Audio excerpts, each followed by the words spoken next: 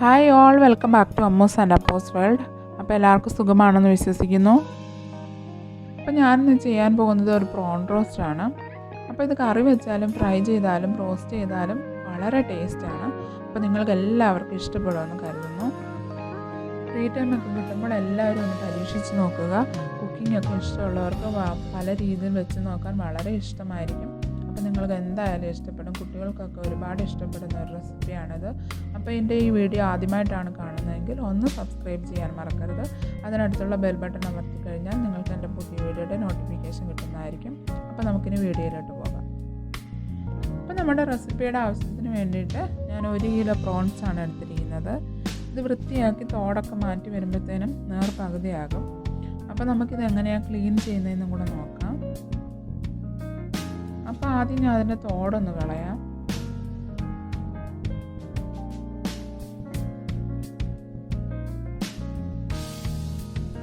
ഇനി നമുക്ക് കത്തി കൊണ്ടൊന്ന് കട്ട് ചെയ്തതിന് ശേഷം ഈ നൂല് പോലുള്ളത് നമുക്ക് എടുത്ത് കളയാം.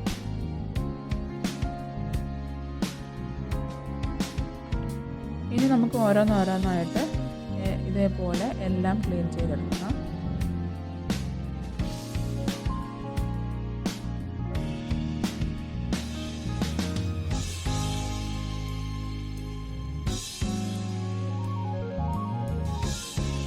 ഇനി ഇത് ക്ലീൻ ചെയ്തെടുത്ത ശേഷം 1/2 ടീസ്പൂൺ മഞ്ഞൾപ്പൊടി ചേർത്ത് കൊടുക്കാം.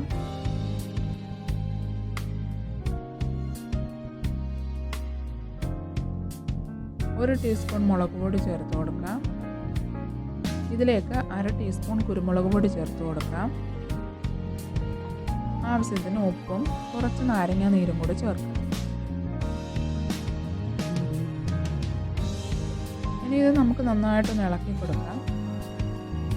ഇനി നമുക്കൊരു 30 മിനിറ്റ്സ് ഇത് മാറ്റി വെക്കാം. 30 മിനിറ്റ്സ് കഴിഞ്ഞ ശേഷം നമുക്കൊരു പാൻ അടുപ്പത്ത് വെച്ച് ചൂടാക്കാം. ഇതിലേക്ക് നമുക്ക് ആവശ്യമായിട്ടുള്ള എണ്ണ ഒഴിച്ച് കൊടുക്കാം. ഇനി നമുക്ക് മാരിനേറ്റ് ചെയ്ത് വെച്ചിരിക്കുന്ന കൊഞ്ച് ഇതിലേക്ക് ഇട്ട് കൊടുക്കാം. ഇത് ഒരുപാട് അങ്ങ് ഫ്രൈ ചെയ്തെടുക്കേണ്ട ആവശ്യമില്ല. ജസ്റ്റ് ഒരു ലൈറ്റ് ഫ്രൈ ചെയ്താൽ മതി. ഒരുപാട് ഫ്രൈ ചെയ്തെടുത്തു കഴിഞ്ഞാൽ ഇത് റബ്ബർ പോലെയാകും. അതുകൊണ്ട് ജസ്റ്റ് ഒന്ന് ഫ്രൈ ചെയ്തെടുക്കുക. അപ്പോൾ നമുക്ക് ഇപ്പോഴത്തെ സൈഡ് കൂടെ ഒന്ന് മാറ്റിയിട്ട് കൊടുക്കാം.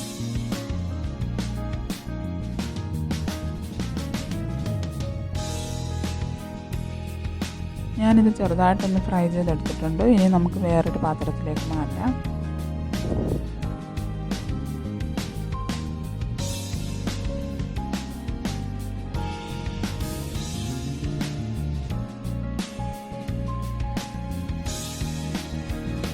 ഇനി എൻ്റെ കയ്യിൽ കുറച്ചുകൂടെ ഫ്രൈ ചെയ്തെടുക്കാനുണ്ട്. അപ്പോൾ ആ എണ്ണയിലേക്ക് തന്നെ ബാക്കിയുള്ളതും കൂടെ ഇട്ട് കൊടുക്കാം.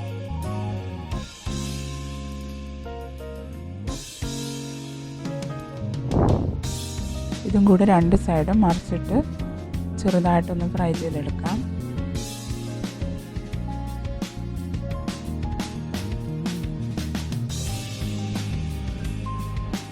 ഇതും നമ്മൾ ഉദ്ദേശിച്ച രീതിയിൽ തന്നെ ഫ്രൈ ചെയ്തെടുത്തിട്ടുണ്ട്. അപ്പോൾ നമുക്ക് ഇതും കൂടി വേറൊരു പാത്രത്തിലേക്ക് മാറ്റി വെക്കാം. ഇനി ബാക്കിയുള്ള പ്രിപ്പറേഷന് വേണ്ടിയിട്ട് ഞാൻ സെയിം എണ്ണ തന്നെയാണ് യൂസ് ചെയ്യുന്നത്. ഒരുപാട് എണ്ണയായിട്ട് തോന്നുന്നുണ്ടെങ്കിൽ ഇതിൽ നിന്നും കുറച്ച് മാറ്റിയ ശേഷം ഇതിലേക്ക് വലിയൊരു ഇഞ്ചി അരിഞ്ഞ് ചേർത്തിട്ടുണ്ട്. ഒരു 10 അല്ലി വെളുത്തുള്ളിയും കൂടി ചേർത്ത് കൊടുക്കാം. ഇനി ഇത് നമുക്കിതൊന്ന് വഴറ്റിയെടുക്കണം.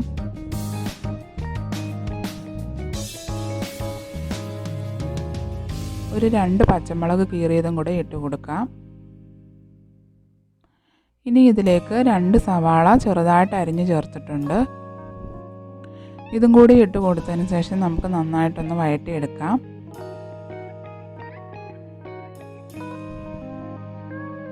ഇതിലേക്ക് നമുക്ക് ആവശ്യമുള്ള ഉപ്പും കൂടി ചേർത്ത് കൊടുത്ത് നന്നായിട്ടൊന്ന് വഴറ്റിയെടുത്ത ശേഷം 1 ടീസ്പൂൺ മുളക് പൊടി ചേർത്ത് കൊടുക്കാം.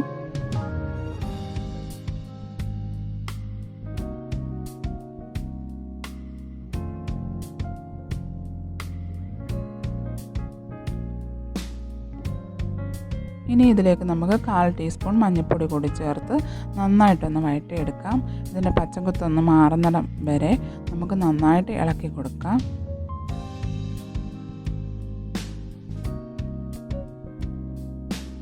മസാലയൊക്കെ നന്നായിട്ട് മൊരിഞ്ഞു വന്നിട്ടുണ്ട്.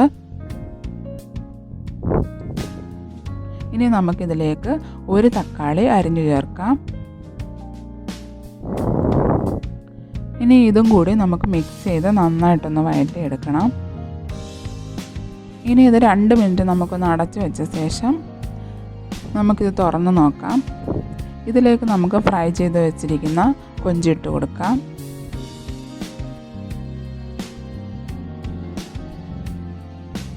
ഇനി നമുക്കിതെല്ലാം കൂടി ഒന്ന് ഇളക്കി യോജിപ്പിക്കാം.